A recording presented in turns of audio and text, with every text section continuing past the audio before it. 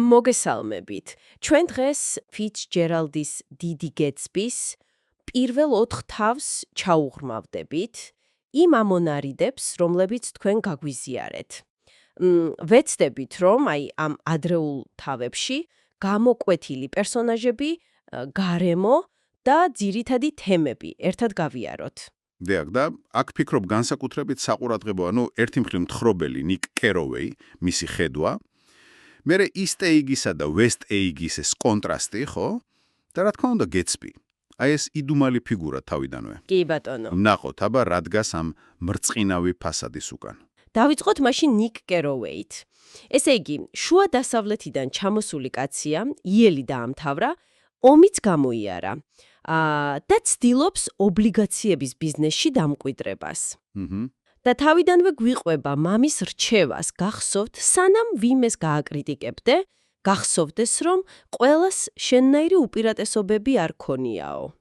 თითქოს ამ პრინციპით ცხოვრობს, არა? ერთი შეხედვით კი. ეს რჩევა თითქოს ხსნის, რატომ არის ასეთი თავშეკავებული დამკვირვებელი. მაგრამ მეორე მხრივ ხომ ამბობს, მე ვარ ერთ-ერთი მცირე რიცხოვან პატიოსან ადამიანთაგანი, ვისაც კი ოდესმე შევხვდრივარო. ეს ცოტა ხმამაღალი ნათქვამია, ხო? თან იმ გარემოს ფონზე, რომელშიც ხვდება, რამდენად უნდა ვენდოთ მის შეფასებებს? ეს უკვე კითხვაა. საინტერესოა ნამდვილად. ის ხომ ფაქტობრივად ძალიან სწრაფად ერევა ამ, ასე ვთქვათ, მაღალი საზოგადოების ცხოვრებაში. და ეს სამყარო ხომ გეოგრაფიულადაცაა გაყოფილი. კი, ძალიან კაფეოა. ისტ ეიგ, ეს არის ძველი ფული, არისტოკრატია, სადაც მისი ბიძაშვილი დეიზი და ტომი ცხოვრობენ, და ვესტ ეიგ, ეს უკვე ახალი ფული, ნაკლებად დახვეწილი, შეიძლება ითქვას, მაგრამ უფრო კაშკაშა. სადაც ნიკი და გეტსბი არიან მეზობრები. ფიცჯერალდი ამ გეოგრაფიას მართლაც ძალიან სიმბოლურად იყენებს. მარტო იმის ცოდნა, რომელ კვერცხზე ცხოვრობს პერსონაჟი, უკვე რაღაცას გეუბრება მასზე, მის სტატუსზე, ღირებულებებზე. გასაგებია. ეს არის დაპირისპირება, ხო? დამკვიდრებული, მემკვიდრეობით მიღებული სიმდიდრე და ეს ახლად გამდიდრებულები, რომლებსაც ცოტა ზემოდან უყურებენ. ეს დაძაბულობა თავიდანვე იგრძნობა. და პერსონაჟებიც ხომ ზუსტად ამ კონტრასტს აძლიერებენ. ტომ ბიუქენენი, ფიზიკურად ძლიერი, მაგრამ ამპარტავანი, აგრესიული, რასისტული შეხედულებებიც კი აქვს იმ წიგნს, რომ ახსენებს. კი, ფერადკანიანთა იმპერიების აღზევებაზე. ეს მომენტი მის რაღაცნაირ ვიწრო აზროვნებას და შიხსაც გვიჩვენებს, რომ ეს მისი პრივილეგირებული კლასი შეიძლება დაემუქროს რამე. და მის ფონზე დეიზი, ნიკის ბიძაშვილი. მომხიბვლელია უდავოდ, მაგრამ რაღაცნაირად სევდიანია, ხო? კი, და ის მისი ცნობილი ფრაზა ქალიშვილზე რომ ამბობს, იმედი მაქვს ლამაზი პატარა სულელი იქნებაო. მანდ უკვე ჩანს რაღაც სიმწარე, იმედგაცრუება. ქალის როლი ამ საზოგადოებაში როგორი შეზღუდული, ამასაც ხაზს უსვამს. იქვეა ჯორდან ბეიკერიც, გოლფის მოთამაშე, ცინიკოსი და, როგორც ნიკი ამბობს, უკურნებლად არაპატიოსანი. თითქოს ამ ხალხს, ამ მოოქროვილ საზოგადოებას თავისი წესები აქვს, მორალისგან დაცლილი. ხო, და ამ მთელი ფუფუნების, ბრწყინვალების ფონზე უცებ გვაჩვენებს ფერკლის ველს, ეს ინდუსტრიული ნარჩენები, სიღარიბე მტვერი. საშინელი კონტრასტია. აბსოლუტური. და იმ ველს ზემოდან დაყურებს ექი მეკლბერგის გიგანტური თვალები, სარეკლამო ბილბორდიდან. თითქოს რაღაც ღვთაებრივი მზერაა, რომელიც ამ მორალურ გაპარტახებას, ამ სიცარიელეს აკვირდება. და სწორედ აქ ცხოვრობს მირტლ ვილსონი. ტომის საყვარელი.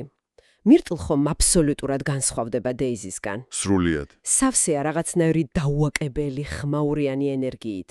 მაგრამ მერე ნიუ-იორკის ბინაში იმ წვეულებაზე ვხედავთ, რაოდენ სასტიკი შეიძლება იყოს ტომი, როცა მირტლს ცხვირ უტეხს. რა საშინელი სცენაა. დიახ, ეს მომენტი ერთიანად ანგრევს ამ გარეგნულ პეტს, ყველანაირ ილუზიას და აშიშვლებს ამ ურთიერთობების სისასტიკეს, სიცარიელეს, ძალიან ძლიერი მომენტია. და მივედით გეტსბიმდე.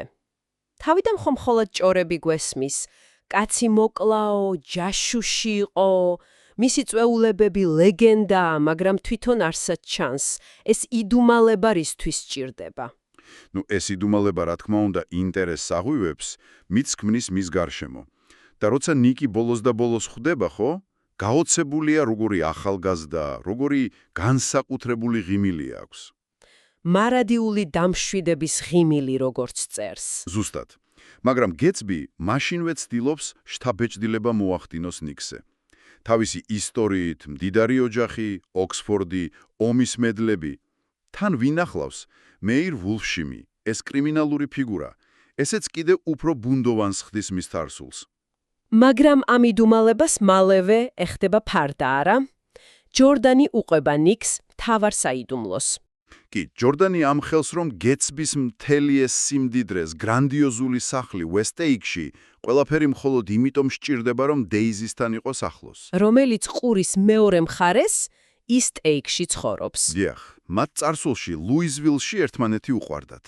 და აქ იხსნება ყველაფერი, ის წვეულებები, მისი მზერა მწვანე სინათლისკენ, დეიზის სახლის ბოლოს. ანუ მთელი ეს მისი სამყარო, მთელი ეს იმიჯი. ფაქტობრივად, რეკვიზიტია, იარაღია ერთ დიდ წარმოდგენაში, რომლის მიზანიც არის წარსულის დაბრუნება, დეიზის დაბრუნება. მაშა სადამე.